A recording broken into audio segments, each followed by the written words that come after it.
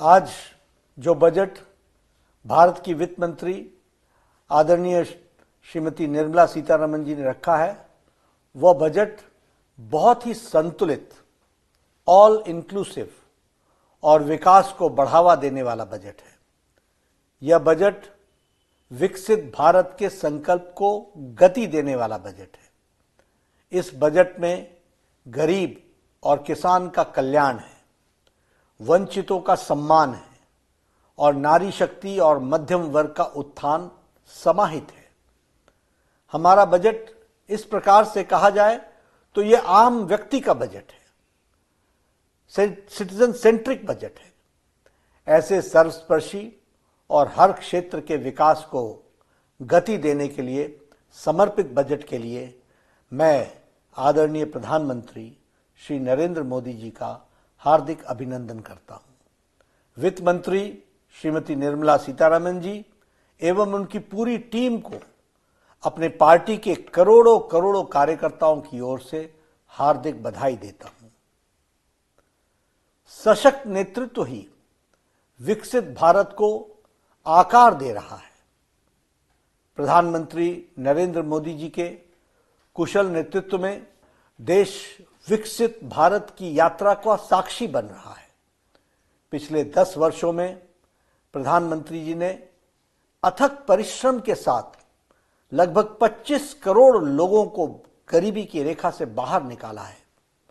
साथ ही देश के मध्यम वर्ग के परिवारों को बहुत बड़ी राहत प्रदान करते हुए टैक्स में के दायरे में छूट 12 लाख रुपए तक का बढ़ा दिया है।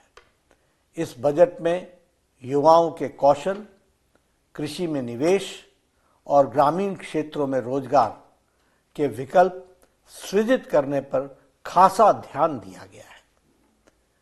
इस बजट में अध्यात्मवाद और आधुनिकता का अद्भुत संगम देखने को मिलता है। रामायण सर्किट और बुद्ध सर्किट के निर्माण की घोषणा के साथ साथ राज्यों के इंफ्रास्ट्रक्चर विकास के लिए 1.5 लाख करोड़ रुपए का प्रावधान किया गया है। न्यूक्लियर एनर्जी मिशन के लिए 20,000 करोड़ रुपए की शुरुआत में भारत ऊर्जा क्षेत्र में आत्मनिर्भर बनने की दिशा में एक बड़ा कदम है। पर्यटन को बढ़ावा देने के लिए 50 प्रमुख स्थलों का राज्यों की भागीदारी से विकास किया जाएगा, जिससे न केवल सांस्कृतिक धरोहर को संरक्षित किया जाएगा बल्कि स्थानीय रोजगार के अवसर भी बढ़ेंगे। आईआईटी की क्षमता का विस्तार तकनीकी शिक्षा और नवाचार को सशक्त बनाएगा।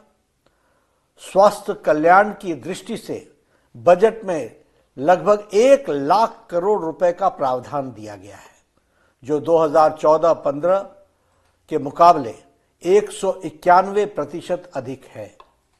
कैंसर से पीड़ित मरीजों को राहत देने के लिए 36 लाइफ सेविंग ड्रग्स, 36 जीवन रक्षक दवाओं को कस्टम ड्यूटी से पूरी तरह छूट दे दी गई है।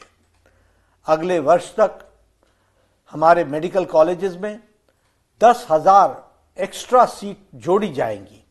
इस तरह हम प्रधानमंत्री जी के 5 सालों के 75,000 मेडिकल सीट्स जोड़ने के संकल्प को पूरा करने में अग्रसर है।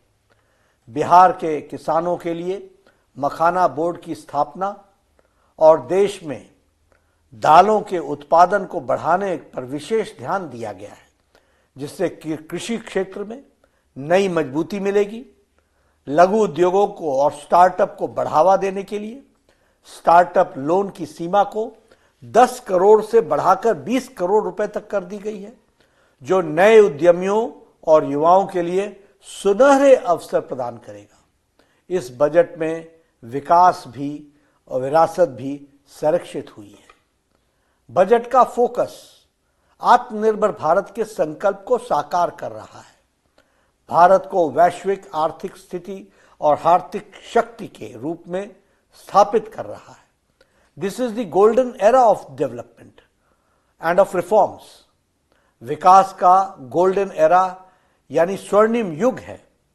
मैं पुनः ऐसे कल्याणकारी बजट के लिए, सिटीजन सेंट्रिक बजट के लिए आदरणीय प्रधानमंत्री श्री नरेंद्र मोदी जी को और वित्त मंत्री श्रीमती निर्मला सीतारमण जी को एवं उनकी पूरी टीम को कोटि कोटि साधुवाद देता हूं, बधाई देता हूं।